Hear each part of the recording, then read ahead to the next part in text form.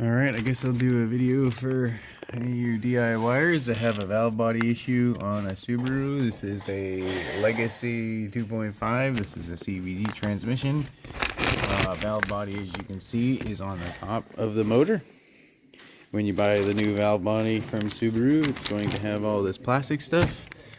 I'm not sure what they do it for, but I do it so the oil, when you pull it out, doesn't get everywhere, because the thing likes to pee. As you can see, there's a little bit of a trail from where I walked because I wasn't ready with the drain cart.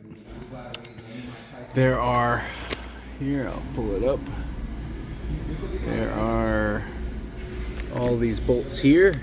This one and this one are silver. That is this one here and this one here. These ones are obviously different. The rest are all black. The two silver ones are the same. They are a thicker bolt. I probably should have showed you when I had it out. And the hole is smaller. You don't want to tighten these up as hand tight as you can. I use this so I don't over torque it on the two silver ones first after you have them all threaded in by hand. And there's actually two O-rings that will come with the valve body. Let's see, right here, those two O-rings, you want to replace those as they're into the valve body. We've already done that, but you want to tighten these up first. These should be alignment bolts.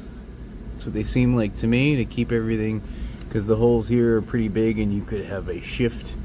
You tighten these two up first. Like I said, I threaded them all in first just by hand where they're all loose, and then I tighten these down with that hand thing for my socket that you saw. And then I torqued all the black bolts to 9 Newton meters, as service info says. Let's see, tighten temporarily bolts A, as you can see there, and then torque the B bolts, the black ones, down to 9 Newton meters, and then finish with the two silver bolts, A bolts, at 9 Newton meters also. So that's that. Then you put your cover on. Just be worried, the little dowel pin holes to get this off, they tend to get stuck. There's two of them. There's one over there. I had to come underneath on the lift and hit up on this side enough that I could work the plate back and forth to get this one out.